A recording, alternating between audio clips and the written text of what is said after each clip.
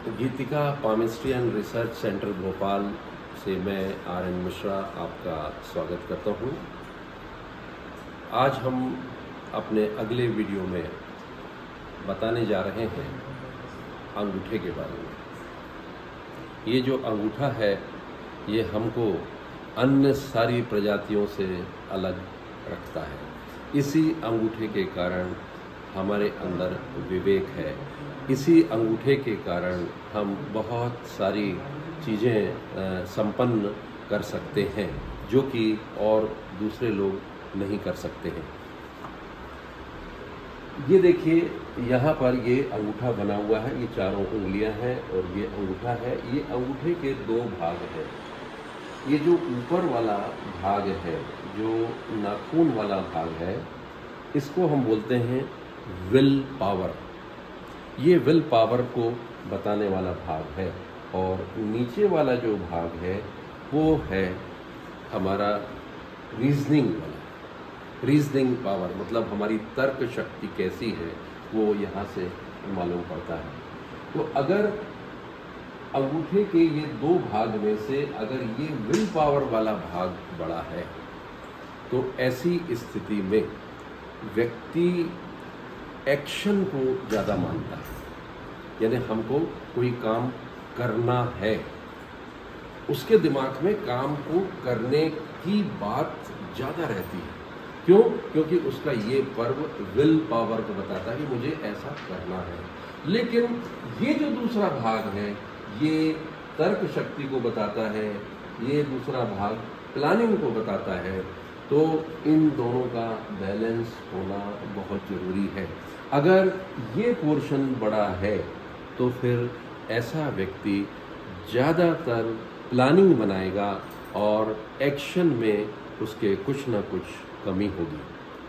अगर हम केवल विल पावर के आगे बढ़ते हैं या अपना कोई काम अगर करते हैं तो फिर प्लानिंग के अभाव में, सही प्लानिंग चूँकि पहले नहीं हुई है, इसलिए वो काम हमारा आगे जाके रुक सकता है या वो काम हमारा डिले हो सकता है या उस काम में बाधाएं आ सकती हैं। उसी तरह से ये पोर्शन अगर हमारा बढ़ा हुआ है, सेकंड पोर्शन बढ़ा हुआ है और हमने कोई काम अगर हमने शुरू किया है तो फिर हमारे अंदर उतनी विल नहीं रहेगी, उसको लेके आगे चलने की एनर्जी नहीं रहेगी।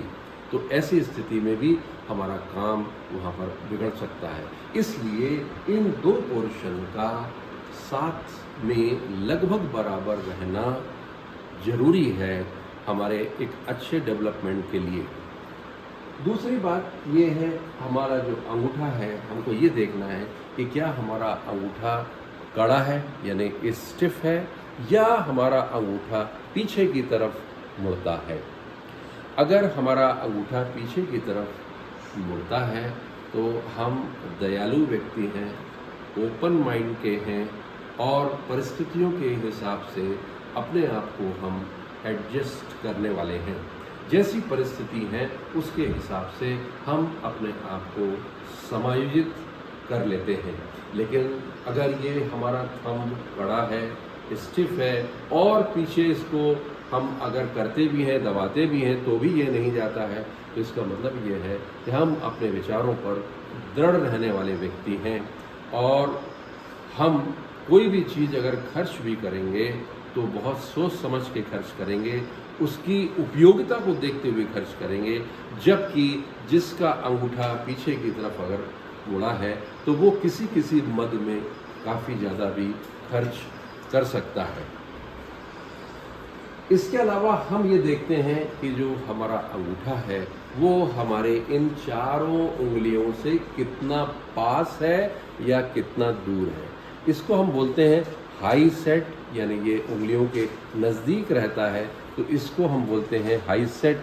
और ये नीचे आ गया मतलब मीडियम सेट, और अगर ये बहुत नीचे चला जाता है तो इसको हम कहते हैं लो सेट। यानी इस अंगूठे को अगर ये जितना इसके नज़दीक रहेगा तो ये हाई सेट कहलाएगा। तो हाई सेट अंगूठा का मतलब ये है कि व्यक्ति परंपराओं में ज़्यादा विश्वास रखता है, व्यक्ति को ट्रेडिशनल चीज़ें ज़्यादा पसंद हैं, उसको कोई नया विचार भाता नहीं है। अगर उसने जो चीज़ सीखी और समझी और देखी है, उससे अलग अगर उसको कोई सजेशन देता है या करने के लिए बोलता है, तो वो उसको अपील नहीं करता, तो वो अक्सर उसको रिजेक्ट करता है। लेकिन अगर हमारा ये अंगूठा इससे करीब करीब आप समझिए कि 80-90 डिग्री अगर है, यहाँ पर 80 डिग्री 70-80 डिग्री के आसपास अगर है, तो हम इसको कह सकते हैं कि हाँ भाई ये मॉडरेट है, यानी व्यक्ति के अंदर बैलेंस है। और अगर ये 90 डिग्री या उससे ऊपर अगर हो जाता है, तो फिर ऐसी स्थिति में इसको हम बोलेंगे लो सेट, यानी काफ़ी नीचे चला गया ये हमारा अंगूठा, इस उंगली से काफ़ी दूर चला गया। ऐसे व्यक्ति काफ़ी ओपन माइंड के हैं, ऐसे व्यक्ति जो हैं जिसको अपन बोलना चाहिए कि बिल्कुल स्वतंत्र विचारों के हैं।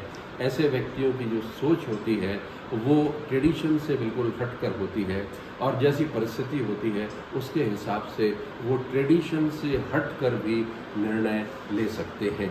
जैसे मान लीजिए अगर इंटरनेशनल विवाह हुआ, अंतर्जातीय विवाह हुए, तो ऐसी स्थिति में जो लो सेट थंब वाले लोग जो हैं वो इस प्रकार के विवाह को गलत बिल्कुल नहीं मानते हैं, और इस प्रकार के विवाह को वो बिल्कुल सामान्य तरीके से लेकर चलते हैं।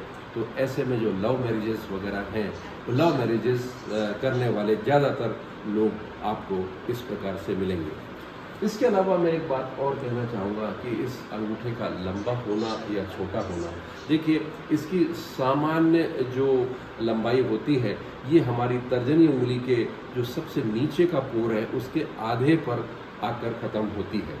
तर्जनी उंगली के नीचे में आधे पर आकर ख़त्म होती है। लेकिन अगर ये इससे और आगे है तो ये लंबा अंगूठा कहलाएगा, और अगर ये इससे नीचे है तो ये छोटा अंगूठा कहलाएगा। छोटा अंगूठा जिसका भी होता है, ऐसे व्यक्ति में अचानक क्रोध आ जाता है। ऐसे व्यक्ति थोड़े से अनप्रिडिक्टेबल भी होते हैं, और कब कौन सा स्टेप वो उठा लेंगे उनमें पेशेंस की बहुत ज़्यादा कमी रहती है। और कई बार ये छोटे अंगूठे वाले, अगर वो अंगूठा छोटा होकर मोटा भी हो गया तो फिर ऐसे लोग अपराध जगत की तरफ भी मुड़ सकते हैं।